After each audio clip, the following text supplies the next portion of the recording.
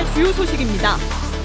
이재명 대통령이 내일 헌법 개정안 국회 표결을 앞두고 오랜만에 찾아온 개헌의 기회라며 맞지 않는 옷을 고쳐야 한다고 강조했습니다. 특히 부분적, 순차적인 개헌이 필요하다고 설명했습니다. 코스피가 사상 처음으로 7,000선을 돌파했습니다. 반도체 실적에 대한 기대감으로 외국인 매수세가 몰리면서 증시를 끌어올렸습니다. 지난달 소비자 물가가 1년 9개월 만에 가장 큰 폭으로 상승했습니다. 중동전쟁 여파로 인한 국제유가 상승이 영향을 미쳤습니다. 주요 공연장과 예매 플랫폼의 불공정 약관이 대거 적발됐습니다. 부당한 환불 제한과 과도한 사업자 면책 조항 등이 포함됐습니다. 여러분 안녕하십니까? 뉴스 첫 소식입니다. 이재명 대통령이 내일 헌법 개정안 국회 표결을 앞두고 오랜만에 찾아온 개헌의 기회라며 맞지 않는 옷을 고쳐야 한다고 강조했습니다. 그러면서도 전면 개헌보단 부분적, 순차적인 개헌이 필요하다고 설명했습니다. 최영은 기자입니다. 국무회의를 주재한 이재명 대통령이 국회에서 진행될 헌법 개정안 표결에 대해 언급했습니다. 현재 헌법은 40여 년간 제자리 걸음을 하고 있다며 개헌의 필요성을 강조했습니다. 덩치는 커졌는데 옷이 맞지 않는다. 그럼 옷을 좀 고칠 필요가 있지 않냐 이런 얘기들을 합니다.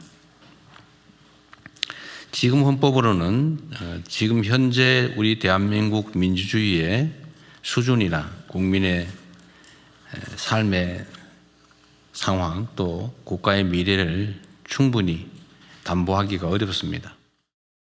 이 대통령은 전면 개헌은 부담이 크다며 순차적, 부분적으로 개헌하는 실용적 태도로 접근할 필요가 있다고 설명했습니다. 그러면서 여야를 떠나 모든 국민이 동의하는 사안에 대해선 이번 기회를 통해 헌법에 반영해야 한다고 밝혔습니다. 비상계엄에 대한 합리적 통제를 헌법에 넣자. 이건 누가 반대할까 싶습니다. 5.18 정신을 헌법 전문에 넣자. 그래서 또 일각에서는 부마항쟁 정신도 넣자. 누가 반대합니까? 한 달도 남지 않은 전국 동시 지방선거에 대해선 국민이 합리적 판단을 할 수 있도록 하는 게 정부의 책무라고 말했습니다. 구체적으로 흑색 선전이나 금품 살포, 공직자의 선거 개입 등 3대 선거 범죄에 대해선 선관위와 검찰, 경찰이 신속하고 과감하게 대응할 것을 지시했습니다. 국무회의에서는 금융위원회의 포용적 금융 추진 현황 보고가 진행됐습니다. 이 대통령은 금융기관은 금융질서 유지 역할을 하는 준공공기관이라면서 금융기관의 공적 역할을 강조했습니다. 아울러 연간 수백만 건 접수되는 국민 민원은 보물창고와 같다며 비정상적이고 비효율적인 일을 최대한 시정해야 할 거라고 전했습니다. 그러면서 언론과 시민단체, 야당 등의 지적도 고맙게 생각해야 한다고 덧붙였습니다. KTV 최영은입니다. 독립유공자 예우에 관한 법률 개정안이 국무회의를 통과했습니다. 내년부터 개정안이 시행되면 2,300여 명의 후손들이 새롭게 보상금을 받게 될 전망입니다. 국무회의 의결안 건 윤현석 기자가 정리했습니다. 현행 독립유공자법은 독립유공자가 광복 이전에 사망한 경우에만 손자녀 1인에게 보상금을 지급해왔습니다. 이 때문에 광복 이후 사망한 독립유공자의 손자녀는 보상금 사각지대에 놓여 있었습니다. 국무회의에서 독립유공자 예우에 관한 법률 개정안이 의결되면서 보상금 사각지대가 해소될 전망입니다. 개정안에 따르면 독립유공자의 사망 시점과 관계없이 손자녀에게 보상금이 지급됩니다. 보상금 최초 수급자가 손자녀 이하인 경우에도 그 자녀대까지 보상 범위를 확대하는 최소 2대 보상 원칙을 확립했습니다. 독립유공자법 개정안은 이달 중 공포돼 내년부터 시행될 예정입니다. 개정안이 시행되면 2,300여 명의 후손들이 새롭게 보상금을 받게 될 전망입니다. 국가계약에서 기업 부담을 완화하는 내용의 국가계약법 시행령 개정안도 의결됐습니다. 공사계약의 계약보증금률을 현행 15%에서 10%로 내립니다. 재난이나 경기 침체 등 상황에서는 장기계속공사의 계약보증금률을 10%에서 5%로 낮출 수 있는 근거도 신설했습니다. 안전관리 강화 장치도 마련돼 특수한 안전기준이 요구되는 계약의 경우 관련 인증과 전문 인력, 기술을 가진 기업에만 입찰 참가 자격이 부여됩니다. 외국인 계절 근로자에 대한 노인 장기 요양보험 적용을 제외해 인건비 부담을 완화하는 근거를 담은 노인장기 요양보험법 시행령 개정안이 국무회의를 통과했습니다. 그동안 공공형 계절근로 운영농협과 외국인 계절근로자 모두에게 각각 1인당 월 10,000원의 노인장기 요양보험이 부과됐습니다. 앞으로는 건강보험 직장가입 외국인 계절근로자가 신청하는 경우 장기 요양보험 가입 대상에서 제외할 수 있게 됩니다. KTV 윤여석입니다. 코스피가 사상 처음으로 7,000선을 돌파했습니다. 우리 자본시장 역사상 처음 있는 일인데요. 반도체 실적 개선에 대한 기대감으로 외국인 매수세가 몰리면서 증시를 끌어올렸습니다. 정유림 기자가 보도합니다. 국내 자본시장에 새로운 이정표가 세워졌습니다. 코스피 지수가 장중 사상 처음으로 7,000선을 넘어섰습니다. 지난 2월 25일 역대 처음으로 6,000선을 뚫은 지 불과 2달여 만입니다. 장 초반 지수가 7,311.54까지 치솟으면서 프로그램 매매를 일시 중단시키는 사이드카가 발동되기도 했습니다. 최근 중동 지역의 긴장 고조라는 대외 악재에도 불구하고 외국인 투자자들은 반도체주를 중심으로 기록적인 순매수에 나섰습니다. 지난달 들어 미국과 이란 간의 휴전 협상 기대감이 피어오른 데다 피지컬 AI 열풍에 따른 반도체 수요 폭발이 투자 심리를 강하게 자극했습니다. 삼성전자는 장중 한때 25만 8천원까지 치솟으며 역대 최고가를 기록했습니다. SK하이닉스 역시 장 초반 160만 원 선을 넘어서며 사상 최고가를 갈아치웠습니다. 지수는 사상 최고치를 경신했지만 올해 증시가 여전히 저평가 구간에 있다는 게 전문가들의 분석입니다. 상장기업 실적을 고려한 이 PER 주가 이익 배수가 8배에서 10배 내외로 과거 대비 여전히 저평가되어 있다고 볼 수 있어서요. 추가 상승 여력은 충분히 있다고 전망이 됩니다. 글로벌 시장 내 위상도 달라지고 있습니다. 반도체는 물론 방산과 조선 분야에서 우리 기업들이 세계 최고 수준의 경쟁력을 입증하며 코리아 디스카운트를 빠르게 해소하고 있습니다. 여기에 정부가 추진해온 지배구조 개선과 세제 개편 등 제도적 보완이 뒷받침되면서 시장의 신뢰를 더하고 있습니다. 전문가들은 단기 변동성에 일희일비하기보다 실적이 뒷받침되는 종목을 중심으로 장기적인 분산 투자가 필요하다고 조언했습니다. KTV 정유림입니다. 지난달 소비자 물가가 1년 9개월 만에 가장 큰 폭으로 상승했습니다.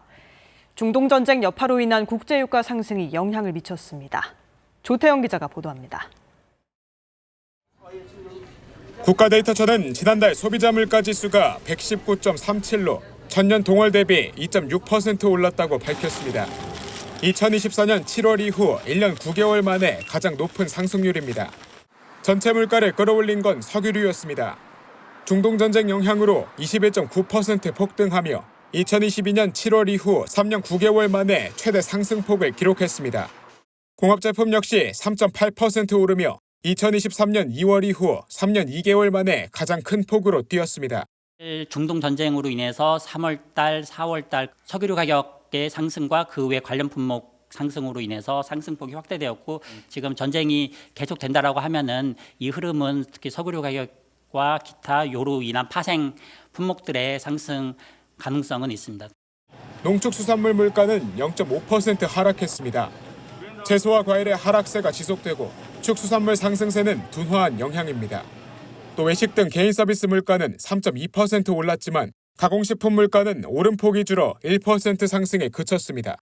한편 식료품, 에너지를 제외한 근원 물가의 경우 2.2% 올랐고 가계 지출 비중이 높은 품목들로 구성된 생활 물가는 2.9% 상승했습니다. 다만 밥상 물가를 보여주는 신선식품 지수는 6.1% 하락하며 안정세를 보였습니다. 재정경제부는 중동 전쟁에 따른 물가 불확실성을 최소화하기 위해 석유류를 최우선으로 관리하겠다고 밝혔습니다. 아울러 민생물가 TF 등을 통해 민생 밀접 품목들을 집중 관리해 나갈 방침입니다. KTV 조태영입니다. 올해 1분기 수출이 역대 최대 실적을 달성했습니다. 산업통상부는 올 1월에서 3월 수출액이 전년 동기 대비 37.9% 증가한 2,199억 달러를 기록했다고 밝혔습니다.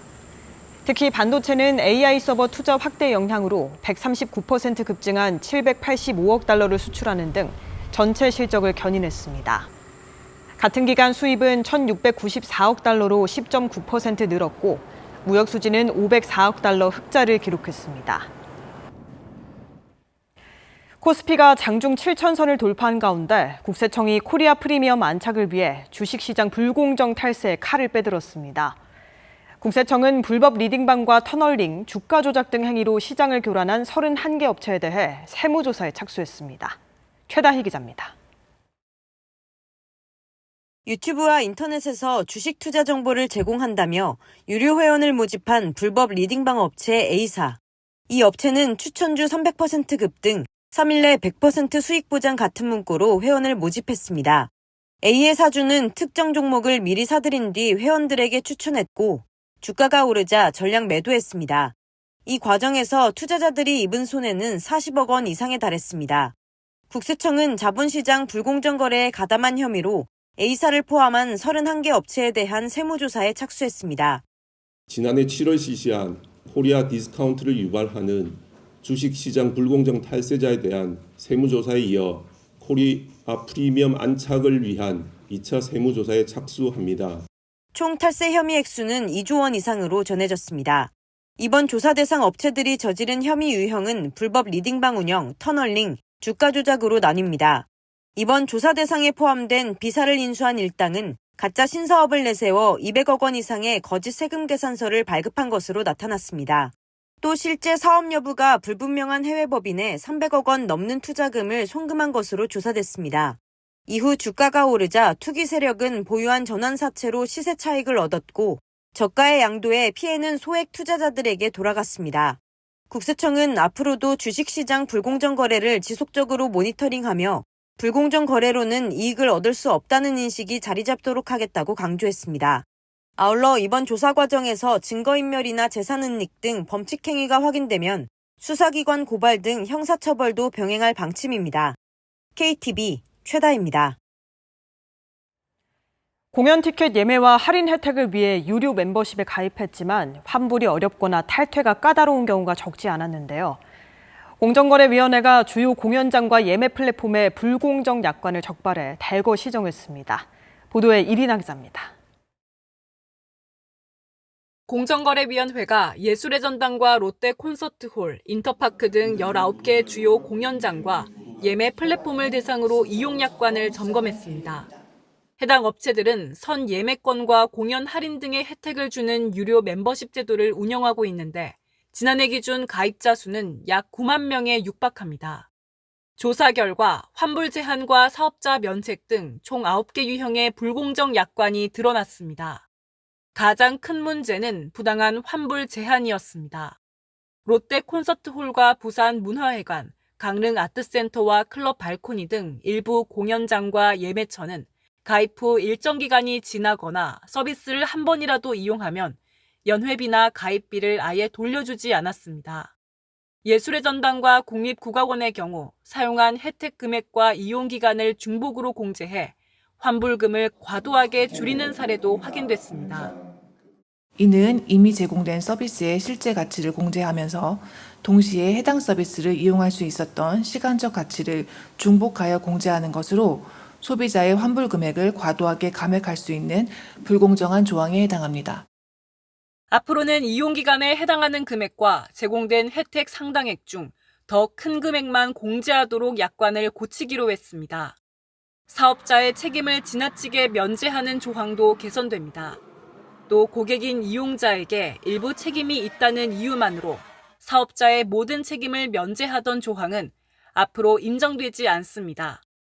사업자의 고의나 과실로 손해가 발생하였을 경우 그 부분에 대해서는 손해배상 등 책임을 지도록 했습니다. 이 밖에도 회원이 올린 게시글을 사전 통보 없이 삭제하거나 회원 가입 거절 사유를 모호하게 규정한 조항도 구체적으로 바뀝니다. 특히 그동안 가입은 쉽게 탈퇴는 어렵게 만들었던 구조도 개선됩니다.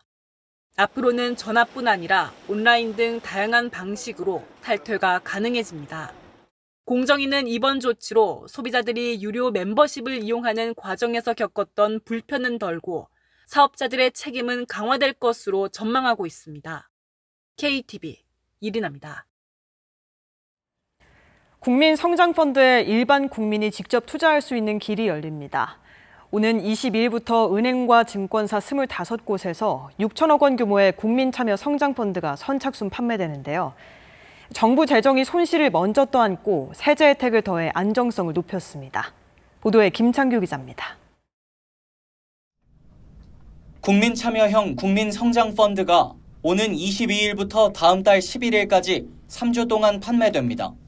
펀드는 일반 국민을 대상으로 자금 6천억 원을 모집하고 정부 재정 1,200억 원을 더해 모펀드를 조성한 뒤 이를 10개 자펀드에 투자하는 구조로 설계됐습니다. 재정이 후순위 출자자로 참여해 각 자펀드별로 20% 범위에서 손실을 우선 부담합니다. 여기에 소득공제와 배당 소득 분리과세 혜택을 더해 투자자의 실질 수익률을 높이도록 했습니다. 국민들께서 국민성장펀드의 성공적 운영의 성과를 간접적으로만 누리는 것이 아니라 직접 투자를 해서 직접적으로 누리시면서 더 이렇게 관심을 갖고 지원하실 수 있게 하려고 합니다. 자금 모집은 미래에셋과 삼성, KB자산운용이 담당합니다. 운용사 3곳에서 출시하는 공모펀드는 10개 자펀드 수익을 공유해 어느 펀드에 가입하더라도 같은 포트폴리오에 투자하게 됩니다.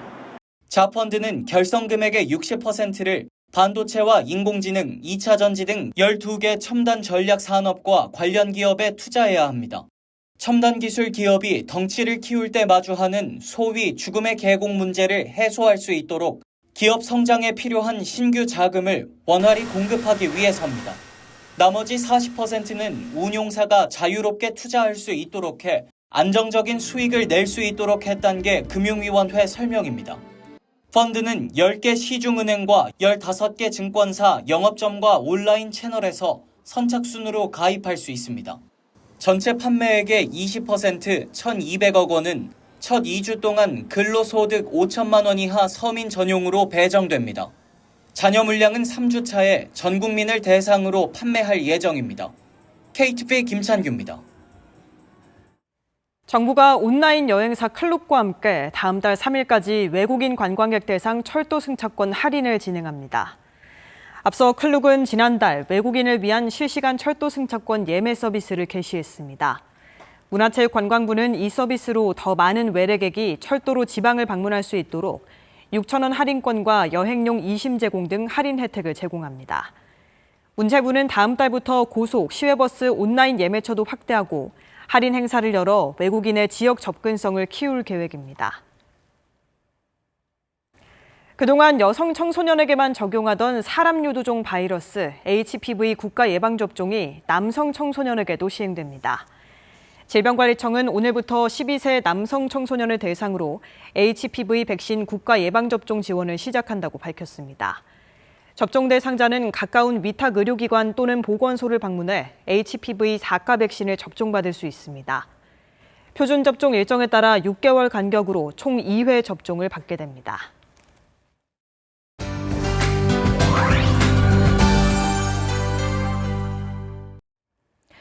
세계 소식을 한자리에 모아 전해드리는 글로벌 이슈 시간입니다. 미국이 호르무즈 해협 위협 중단을 요구하는 유엔 결의안을 추진하고 있습니다. 이런 가운데 민간 선원 사망 사례까지 발생하며 압박 수위는 점점 더 높아지고 있는데요. 자세한 상황 확인해 보시죠. 현지 시각 5일 마코 루비오 미국 국방장관은 호르무즈 해협 분쟁 과정에서 민간 선원 최소 10명이 숨졌다고 밝혔습니다.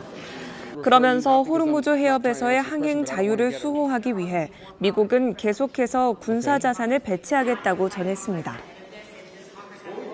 And at least 10 sailors have already died as a result of the civilian sailors. So already many nations privately and some publicly have asked the United States to help free their ships and to restore freedom of navigation in the Straits of Hormuz and this critical artery of global trade. 이런 가운데 미국은 이란의 공격과 기뢰 설치 중단을 요구하는 안보리 결의안 추진에 나섰는데요. 루비오 장관은 유엔이 국제 분쟁을 평화적으로 해결하기 위해 존재하는 기구라고 지적하며 호르무즈 해협을 둘러싼 문제를 해결하지 못한다면 유엔 시스템의 역할에 의문이 생길 수밖에 없다고 비판했습니다. What is the purpose of the UN? The UN was supposed to be a place where you could peacefully resolve global conflict. And if you're telling me that the international community and hundreds of countries cannot rally behind that, then I don't know what the utility of the UN system is if it can't even solve something as straightforward as that. 한편 미국이 추진 중인 결의안에는 이란에 대한 제재는 물론 추가 군사 조치 가능성까지 포함될 수 있는 것으로 전해졌습니다. 다음 소식입니다. 다음 주 예정된 미중 정상회담에서 대만 문제가 핵심 의제로 다뤄질 전망입니다. 미국 측은 긴장 고조를 원하지 않는다고 밝혔는데요. 자세히 살펴보시죠. 트럼프 대통령이 오는 14일부터 이틀간 중국 베이징을 방문할 예정입니다. 이와 관련해 마코 루비오 미 국무장관은 시진핑 주석과의 이번 미중 정상회담에서 대만 문제가 논의될 가능성이 높다고 밝혔습니다. 현재 중국은 대만 주변으로 군사 압박을 강화하고 있으며 미국은 대만의 주요 무기 지원국인데요. 루비오 장관은 미국과 중국이 서로의 입장을 이해하고 있다면서도 미국은 인도-태평양 지역에서 불안정을 초래할 수 있는 상황을 원하지 않는다고 강조했습니다. I'm sure Taiwan will be a topic of conversation. It always is. As you know, we understand the Chinese understand our position on that topic. We understand theirs. We don't need any destabilizing events to occur with regards to Taiwan or anywhere in the Indo-Pacific. And I think that's to the mutual benefit of both the United States and the Chinese. 이런 가운데 루비오 장관은 중국도 이란의 호르무즈 해협과 관련한 평화의 메시지를 전달하길 기대한다고 밝혔습니다. 다음 소식입니다. 멕시코에서 싱코데 마요 재현 행사가 열렸습니다. 싱코데 마요는 멕시코가 푸에블라 전투에서 프랑스군을 물리친 역사적 승리를 의미하는데요. 행사에 참가한 멕시코 시민들은 자랑스러움이 가득한 모습이었습니다. 함께 보시죠. 현지 시각 5일 멕시코시티에서는 싱코데 마요 164주년 기념 행사가 열렸습니다. 참가자들은 당시 군복을 입고 1862년 푸에블라 전투를 재현했는데요. 당시 멕시코군은 나폴레옹 3세가 이끈 프랑스군을 상대로 승리를 거뒀으며 역사적인 승리였던 만큼 지금까지도 멕시코 공동체를 하나로 묶는 특별한 기념일로 자리매김하고 있습니다. Tradición muy importante, ya que lleva mucho tiempo en cuestión de tradiciones, generación tras generación. Entonces, pues realmente para mí es un orgullo el seguir la tradición de los abuelos, de todas las gentes adultas. Presentarlo es un orgullo porque no cualquiera hace esto. Bueno, yo soy nacido de aquí del Peñón de los Baños y de los 38 años que llevo he salido aquí. Y es un orgullo presentar esa escenificación del 5 de mayo. 한편 싱코데 마요는 종종 멕시코 독립기념일로 오해받기도 한다는데요. 멕시코의 독립기념일은 5월 5일이 아닌 9월 16일이라고 하네요. 마지막 소식입니다. 영국 런던의 한 작은 구멍가게가 지역 명소로 떠오르고 있습니다. 카레 등 인도 가정식 음식과 공동체 문화가 사람들을 끌어모으고 있다는데요. 현지 분위기 가득한 화제의 구멍가게 바로 만나보시죠. 이곳은 런던 해크니. 최근 이 지역에 자리 잡은 한 인도식 식당이 시민들의 입맛을 사로잡았다는데요. 론디스 N16이라는 이름의 이 작은 식당은 직접 만든 전통 구자르트 음식으로 수많은 단골 손님을 끌어모으고 있습니다. 인도 하면 떠오르는 카레는 물론 인도 서부 지역인 구자르트의 전통 음식까지 맛볼 수 있다는데요. 1979년부터 3대째 운영 중인 식당인 만큼 인도 현지 분위기까지 그대로 경험할 수 있습니다. We've been working here since 79. There's 3 generations in the business. My parents, myself, and now my boys have introduced themselves. When I cook the food, and then people, when they come back next day, and they tell us, "Oh, food was lovely. I never tried like this food." And then it's make me happy from inside. So it's not like a business. 식당을 운영하는 파텔 가족은 론디스 N16이 단순한 장사가 아닌 사람들에게 음식을 나누는 행복이라고 전했습니다. 지금까지 글로벌 핫 이슈 전해드렸습니다.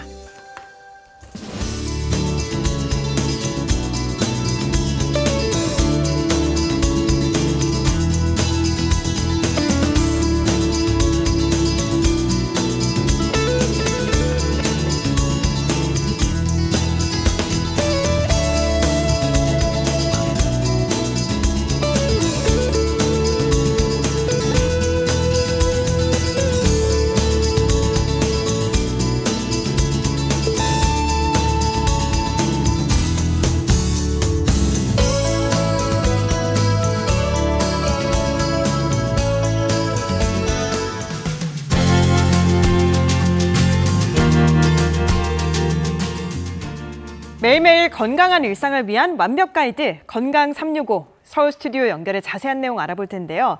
오늘의 주제를 영상으로 먼저 만나보겠습니다.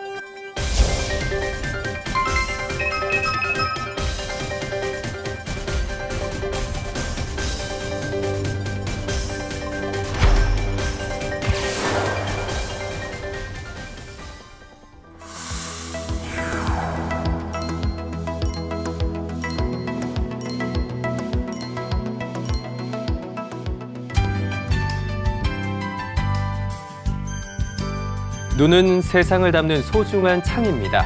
그런데 우리 아이들의 눈 건강에 빨간불이 켜졌습니다.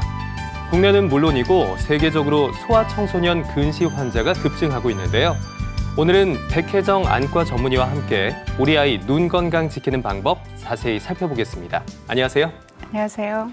네, 교수님, 요즘 눈이 안 좋다라고 하면 흔히 근시, 원시, 난시 이런 용어들을 섞어서 쓰게 되는데요. 용어가 비슷해서 뭐가 뭔지 헷갈리는 경우가 많습니다. 먼저 이게 어떤 뜻인지 좀 정리해 주시는 게 좋을 것 같아요. 네, 우리 굴절 이상이라고 하는 거에는 근시, 원시, 난시가 있고요. 가장 흔하게 잘 알고 계시는 것은 아마 근시일 겁니다. 네. 근시는 아시는 것처럼 가까운 곳은 잘 보이나 먼 곳이 잘 안 보이는 상태로 안구가 정상보다 너무 앞뒤로 길거나 수정체의 굴절률이 너무 강해서 초점이 망막보다 앞쪽에 맺히는 상태입니다. 마치 영화관에서 그 스크린이 영사기에서 너무 멀리 떨어져서 화면의 초점이 영상이 스크린까지 도달하지 못하는 상태라고 할까요? 그럼 화면이 좀 뿌옇게 나오겠네요? 네, 맞습니다. 네. 그러면 원시는 뭔가요? 원시는 반면에 먼 거는 비교적 잘 보이나 가까운 것을 볼 때 불편함을 느끼는 상태로 안구의 길이가 정상보다 짧거나 수정체의 굴절열이 너무 약해서 발생할 수 있습니다. 이때는 근시와는 달리 빛의 초점이 망막의 뒤쪽에 맺히게 되므로 마치 스크린이 영사기와 너무 가까워서 초점이 스크린을 뚫고 뒷면에서 맺히는 것 같은 상태를 뜻합니다. 원시와 근시는 이런 차이가 있고, 자, 그러면 난시는 또 어떻게 될까요? 네, 난시는 물체가 멀고 가깝고에 무관하게 항상 물체가 번지고 겹쳐 보이는 그런 상태를 뜻하는데요. 눈의 창이라고 할 수 있는 각막과 수정체의 굴절률에 문제가 있어서 마치 동그란 축구공이 정상이라면 일그러지고 찌그러진 럭비공과 같은 상태가 되어 있는 걸 뜻합니다. 이때는 초점이 어떤 한 곳에 맺지를 못하고 여러 것으로 분리되어 맺기 때문에 눈 안으로 들어오는 빛이 사방으로 퍼져서 들어오게 됩니다. 따라서 물체가 흐리고 겹쳐 보이는 증상을 느끼게 됩니다. 그러면 근시 환자 중에서도 난시가 있을 수 있고 또 원시 중에서도 난시가 있을 수 있겠네요. 네, 맞습니다. 네, 자, 오늘은 우리가 흔히 눈이 안 좋아졌을 때 안경을 끼게 되는 주요 원인 중에 하나를 근시로 뽑잖아요. 그리고 소아 청소년들 중에서도 유병률이 가장 높은 이 근시에 대해서 자세히 알아볼 텐데요. 네. 소아 근시와 성인 근시 어떤 차이가 있을까요? 소아는 그 연령이 뜻하는 바 그대로 전신적인 신체 성장이 일어나는 연령이고 안구 역시 그 나이에는 크기가 커지게 됩니다. 근데 너무나 비정상적으로 빠르게 커져서 지나치게 안구 길이가 길어지게 되면 축성 근시 상태가 되고요. 네. 이렇게 시작한 근시는 신체의 성장이 멈추는 10대 후반까지 계속적으로 진행하게 됩니다. 이처럼 소아 근시는 어느 정도 일정하게 근시값이 안정화가 되어서 더 이상의 변화가 일어나지 않는 성인 근시와는 다르게 근시의 진행과 변화를 특징으로 하고 있습니다. 이때 한 번 늘어난 안구의 길이는 다시 그 전으로 돌아가지 않습니다. 따라서 어렸을 때 눈의 길이가 늘어나는 속도를 조절하지 않게 되면 성인에 이르러서는 병적인 상태, 즉 고도근시 상태에 도달할 수 있게 되고요. 고도근시는 우리가 풍선을 너무 크게 불면 얇아져서 터지기가 쉬워지듯이 안구 역시 길이가 너무 길어져서 내부가 약해져서 심각한 병의 원인이 될 수 있습니다. 그렇군요. 자, 한번 근시가 시작되면 되돌릴 수 없다고 하니까 어렸을 때부터 철저하게 잘 관리해야겠다라는 생각이 드는데요. 자, 그런데 최근 이 안과학회에서 발표한 자료를 보고 저는 굉장히 충격을 받았습니다. 오는 2050년이 되면 전 세계 인구의 절반 이상이 근시 인구가 될 거다라는 전망이 나왔더라고요. 자, 실제로 우리나라는 어떤지 궁금한데요. 우리나라의 이 근시 발병률 그리고 소아청소년들 중에서 이 근시가 얼마나 늘어나고 있는지 그 추세에 대해서 좀 짚어주시면 좋을 것 같네요. 네, 국내 통계는 국민건강보험 데이터를 대부분 근거로 하고 있는데요. 2022년도에 그 결과 보고를 보시면은 국민 전체의 근시 인구가 178만 명에 달합니다. 네. 근데 그중에 9세 미만의 소아청소년 근시가 한 70만 명, 그러니까 한 55%에 달하고 있고요. 이 수치는 최근 지난 30년간 3배 이상 소아청소년 인구에서 근시가 증가했다는 것을 보여줍니다. 또한 19세 성인 남자만을 대상으로 하면 90%가 근시라는 놀라운 결과를 보였습니다. 이것은 전반적으로 전 인구의 근시가 증가하였다라는 의미 이상으로 다음 세대의 심각한 안보건학적 위기 상태를 뜻하는 것으로 저희는 이해하고 있습니다. 네, 자, 근시의 원인도 궁금한데요. 태어날 때부터 근시를 앓게 되는 경우도 있겠지만 자라나면서 환경적인 요소에 의해서 또 근시가 생기는 경우도 있을 것 같은데 대체 이런 근시는 왜 발생하는 걸까요? 근시의 원인은 한 가지로 단정할 수는 없습니다. 유전적인 이유와 안구의 발달 이상과 같이 타고날 때부터 태어나는 이유도 있지만 근거리 작업의 증가나 야외 활동의 부족 등과 같은 환경적 요소가 복합적으로 관여된다고 생각합니다. 이것이 바로 소아 근시 진행의 핵심 메커니즘이기도 하고 근시가 발생하고 진행하는 데는 복합적 요소가 관여하므로 빠르게 조기에 발견하고 적절한 처치로 근시의 진행을 억제하기 위한 치료를 저희들이 시도해야 되는 이유이기도 합니다. 네, 자, 다양한 원인에 의해서 복합적으로 근시가 발생한다라고 설명을 해주셨는데요. 자, 그런데 유독 소아청소년기에 이렇게 근시 환자들이 늘어나고 있잖아요. 성장기이기 때문일까요? 왜 이 어린 아이들에게서 근시가 유독 많이 생기는 걸까요? 네, 성장기인 것도 이유가 되긴 하겠습니다만 한 가지 원인으로 단정하기보다는 저희가 생각하고 있는 것은 선천적인 그러니까 부모력, 가족력과 환경적 요소가 크게 작용한다고 생각하고 있습니다. 특히 유전도 되는군요. 그렇죠. 그래서 부모력이 굉장히 중요한데요. 부모가 한 분 또는 두 분이 근시일 때 자녀가 근시가 발생할 위험률이 상당히 유의하게 증가하는 것으로 알려져 있어서 부모 두 분이 모두 근시이면 자녀 2명 중에 1명이 근시일 위험률이 있고요. 부모 중에 한 분일 경우에도 자녀 3명 중에 1명, 그리고 부모가 근시가 아니어도 자녀 4명 중에 1명의 꼴로 근시가 발생하고 있습니다. 네. 또한 그 유전적 요소 외에도 도시 환경에 노출되어서 사는 아이들이 시골 환경에서 지내는 아이들보다 근시 발생률이 2.6배 정도 높은 것으로, 이것이 아마 환경적 요소가 그리고 라이프 스타일이 근시 발생에 영향을 주고 진행의 속도의 가속화에 관여한다라고 볼 수 있는 이유입니다. 게다가 요즘은 휴대용 기기를 사용한 독서나 게임 같은 근거리 작업의 증가와 코로나 팬데믹 이후에 줄어든 야외 활동 시간들도 소아 근시의 진행에 큰 이유가 될 것으로 생각됩니다. 그렇군요. 이렇게 다양한 원인들이 또 근시에 영향을 줄 수 있다는 걸 오늘 새삼스럽게 알게 됐는데, 저는 시골에서 나고 자랐는데도 이렇게 근시가 있는 거 보니까 저희 부모님한테 좀 유전적인 걸 물려받은 게 아닌가라는 생각도 잠깐 해보게 됩니다. 자, 그런데 앞에서 저희가 근시가 전 세계적인 추세다라고 이야기를 했잖아요. 그런데 특히나 우리나라를 포함한 동아시아 국가 지역에서 근시 환자가 압도적으로 많이 발생한다라는 이야기를 들었습니다. 이게 지리적인, 환경적인 요인이 있는 걸까요? 정확하게 한마디로 밝혀져 있지는 않는데요. 저희가 생각해보는 여러 가지 이유들은 동아시아는 아시다시피 유교적인 전통 때문에 어렸을 때부터 아이들에게 행해지는 교육의 강도가 굉장히 높습니다. 일찍부터의 높은 교육열 때문에요. 그래서 근거리 작업 시간이 증가하고 야외 활동이 줄어들고, 그리고 늘어난 실내 활동과 또 디지털 기기의 이용 비율이 높아지기 때문에 근시가 환경적 요소로 많이 증가하지 않나 생각합니다. 하지만 그것만이 이유가 아닌 것이 동아시아 출신의 부모들이 다른 지역으로 이민을 한 경우에 그들의 자녀 세대에서의 근시 발생률이 타 인종에 비해서 우월하게 높습니다. 이것은 아마 유전적 요소가 아닐까 생각합니다. 그래서 저희들은 생각하는 것은 유전적 요소와 환경적 요소가 모두 다 복합적으로 작용을 하고 있고, 그래서 최근 들어 우리나라에서의 근시가 굉장히 많이 증가하고 있다는 것도 이러한 이유로 설명하고 이해하고 있습니다. 네, 유전적인 요소, 거기에다가 또 그 이후에 너무 공부를 많이 시키는 것도 문제가 될 수 있다라는 이야기까지 함께 짚어주셨는데요. 자, 이렇게 근시를 미리 사전에 예방하기 위해서 어렸을 때부터 일찌감치 좀 주기적으로 검사를 하는 게 중요하지 않을까 싶습니다. 그런데 어린 아이들은 사실 안과에 데리고 가면 검사시키는 게 쉽지가 않잖아요. 교수님께서도 병원에서 뭐 어린 아이들 많이 진료를 보셨을 텐데 가만히 앉아 있는 것, 그리고 시력을 측정하는 것 자체가 굉장히 어려운 일일 겁니다. 자, 언제부터 검사를 시작하고 또 주기는 어떻게 가지고 가는 것이 가장 최적이라고 보십니까?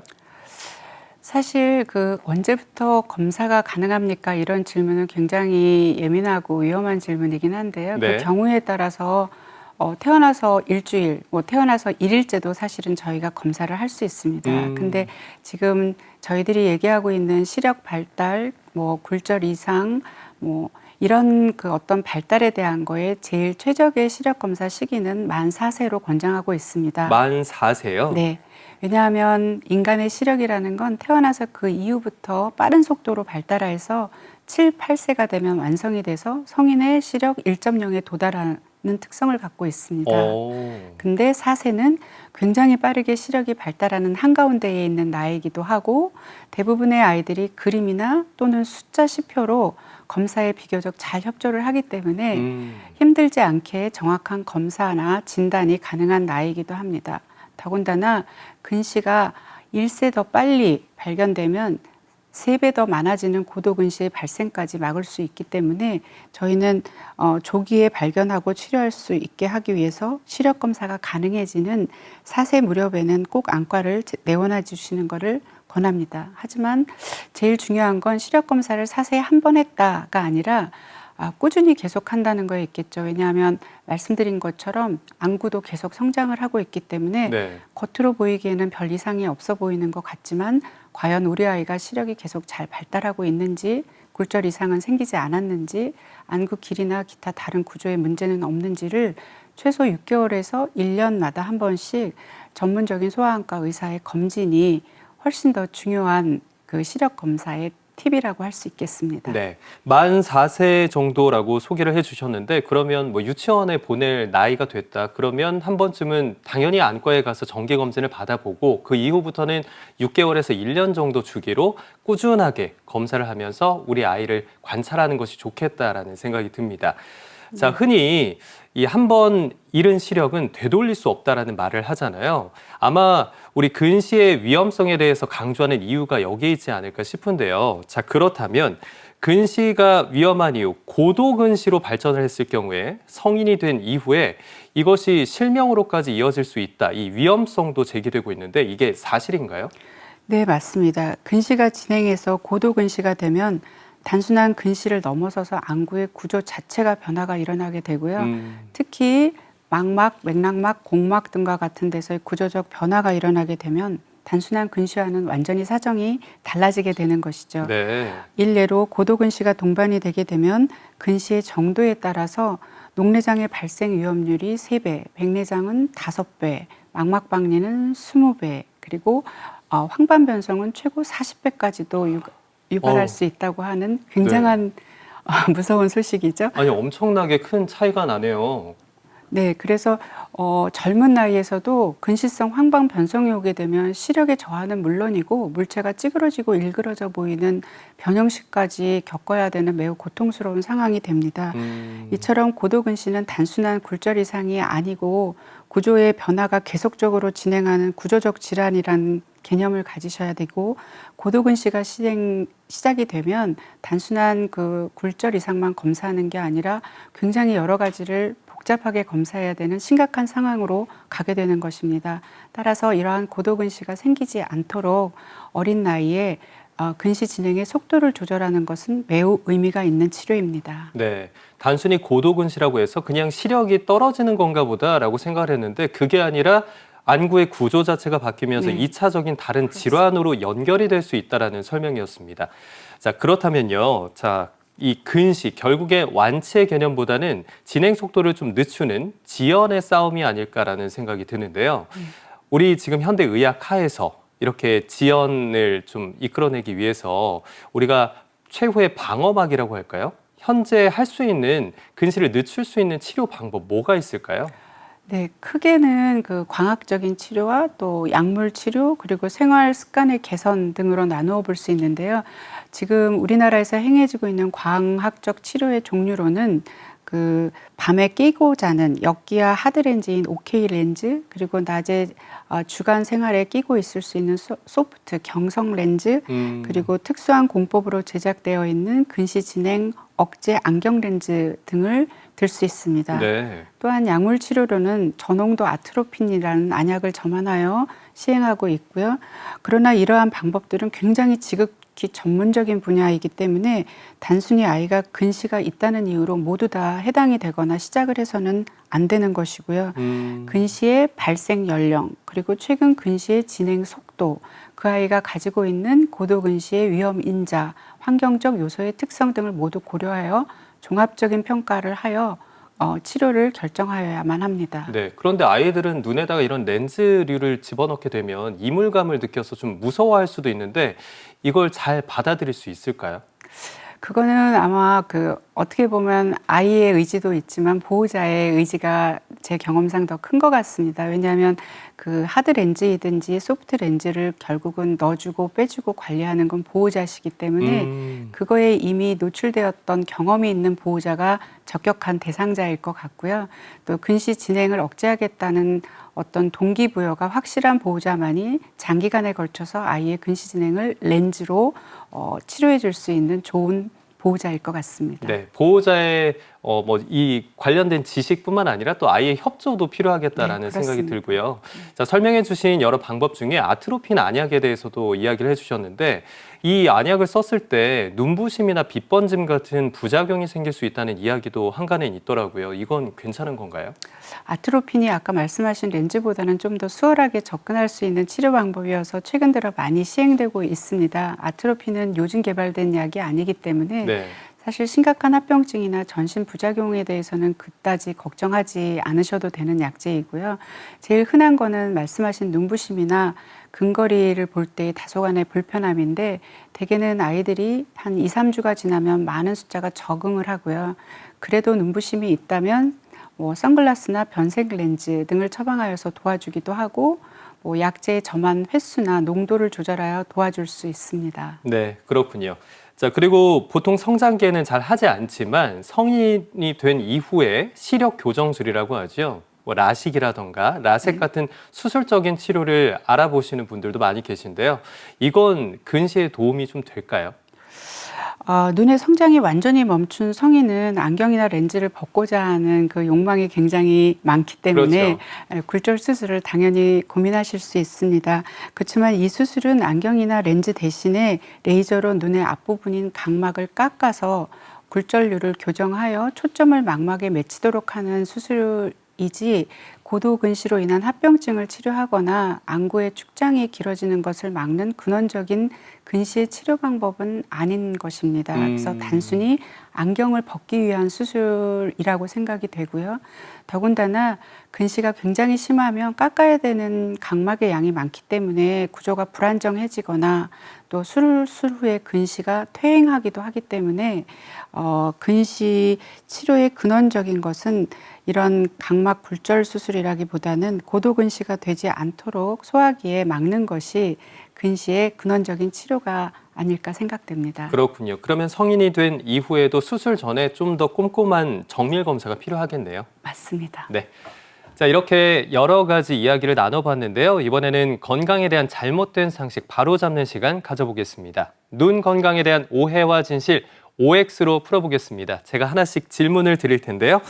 앞에 있는 판넬을 가지고 답변을 해주시면 되겠습니다. 네. 먼저 첫 번째 질문입니다. 근시 억제 치료하면 시력이 좋아질 수도 있다. X입니다. 근시 억제 치료는 기존에 생긴 근시를 없애는 개념이 아니라 앞으로 진행할 근시의 속도를 조절하는 그런 개념이기 때문입니다. 네, 지연을 하는 거지 되돌리는 것은 아니다라는 맞습니다. 설명이고요. 아이가 눈을 찌푸리면 근시를 의심해 봐야 할까요? 세모입니다. 당연히 눈을 찌푸리면 가장 먼저 생각해야 될 것은 근시가 맞습니다. 하지만 그 외에도 사시여도 찡그리고 결막염이어도 찡그릴 수 있는 각종 다양한 이유들이 있다는 것을 잊지 마시고 포괄적인 검사를 하는 것이 더 안전하겠습니다. 여러 가지 원인 때문에 찌푸릴 수 있으니까 정밀 검사를 받아보는 게 좋겠네요. 다음 질문입니다. 영상 시청과 다량의 독서, 시력에는 영향이 없을까요? X입니다. 네. 영향이 있습니다. 왜냐하면 과다한 근거리 작업이나 디지털 기계의 노출은 근시의 발생과 진행에 영향을 줄 수 있기 때문입니다. 네. 자, 안경을 썼다 벗었다 하시는 분들 계시는데요. 이렇게 하면 눈이 더 나빠질 수 있을까요? X입니다. 안경의 바른 착용은 매우 중요하고 기본적입니다. 하지만 근시의 진행은 성장과 발육으로 인한 안구의 구조적 변화이기 때문에 단순한 굴절 이상을 교정하는 보조 장비인 안경을 썼다 벗었다 하는 것으로는 근시가 더 진행하지는 않습니다. 네, 필요에 의해서 안경을 착용할 수도 있는데 그게 굳이 시력을 떨어뜨리는 요소는 아니다라는 설명이고요. 자, 요즘에 시력을 높이겠다고 안구 운동하시는 분들 굉장히 많이 계세요.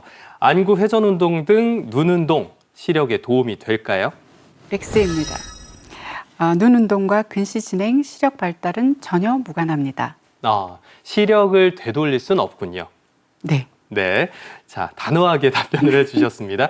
마지막 질문 드릴게요. 고농도 비타민 A, 근시 예방의 특효약이다. X입니다. 비타민 A는 로놉신 형성의 필수적인 영양분으로 야맹증 예방에 쓸 수 있는 약재이고요. 근시 발생에는 안축장 증가나 도파민이 관여하기 때문에 비타민 A과는 전혀 관계가 없습니다. 네, 자, 이렇게 근시와 관련한 오해와 진실 OX로 알아봤고요. 지금부터는 눈 건강을 위한 예방 솔루션 시작하겠습니다.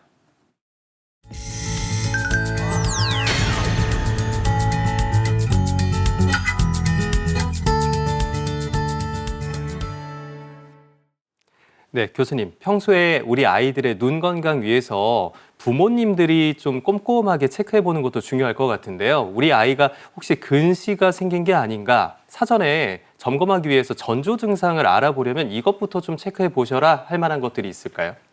근시는 매우 천천히 진행하고 아이 스스로 증상을 잘 표현하지 못하기 때문에 보호자의 관찰이 매우 중요합니다.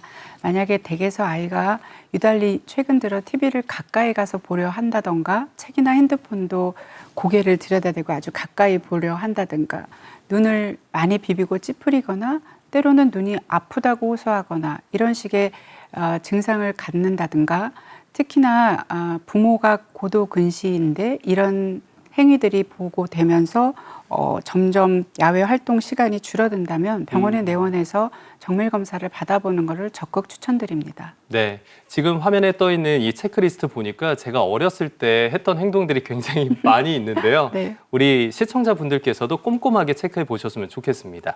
자, 그러면 일상에서 생활 습관을 좀 바꾸면서 우리 아이들의 눈 건강 그리고 근시를 예방하기 위한 체크리스트들도 좀 있다고 들었는데요. 어떤 것들이 있을까요? 근시 발생을 막기 위해서는 아이들이 햇볕을 적절히 쬐는 것이 매우 중요합니다. 그래서 저희들이 권하기에는 하루 2시간 정도의 야외 활동을 권하고요. 실내에서 근거리 작업을 해도 적당한 작업거리, 그러니까 33cm 이상을 유지하고 한 번의 작업 시간을 최대 45분 이내로 줄여서 할 것을 권합니다. 네. 또한 디지털 기계의 사용과 노출 시간의 증가 역시 근시의 발생 위험을 높일 수 있기 때문에 조절하시는 것이 좋겠고요. 어두운 곳이나 흔들리는 차 안에서의 이용은 더더군다나 안 하도록 헤어주시는 것이 좋겠습니다. 그러나 중요한 것은 근시의 발생이나 근시의 억제는 이러한 생활 습관의 조절만으로는 부족합니다. 따라서 아까 처음에 저희들이 얘기했던 대로 조기에 발견하고 그리고 전문가의 조언에 따라 적절한 치료로 근시의 진행을 억제하는 것이 가장 중요합니다. 네, 생활 습관의 변화뿐만 아니라 꾸준한 검사와 적절한 치료가 중요하겠군요. 안경을 쓰는 불편함보다 더 큰 문제는 성장기 시력 저하가 평생의 눈 건강으로 이어진다는 점입니다. 따라서 미리 예방하고 관리하는 게 무엇보다 중요한데요. 부모님의 세심한 관찰과 정기 검진이 우리 아이 눈 건강의 공식임을 꼭 기억하시길 바라겠습니다. 지금까지 백혜정 안과 전문의와 함께했습니다. 오늘 말씀 고맙습니다. 감사합니다. 네, 다음 시간에는 얕봤다가 큰 코 다친다는 소화기 질환에 대해서 살펴보겠습니다. 관련해서 궁금한 사항을 건강365 코너 댓글란에 달아주시면 전문의와 함께 자세히 소개해드리겠습니다. 다음 시간에도 많은 기대 부탁드립니다.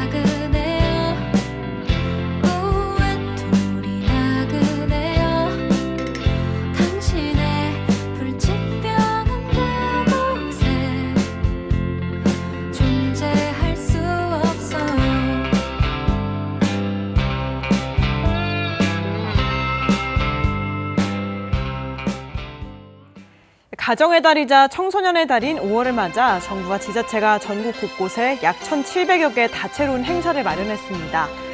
즐길거리 가득한 가까운 축제 현장을 찾아 가족과 함께 소중한 추억 만들어 보시기 바랍니다. 오늘 저희가 준비한 소식은 여기까지입니다. 시청해주신 여러분 고맙습니다.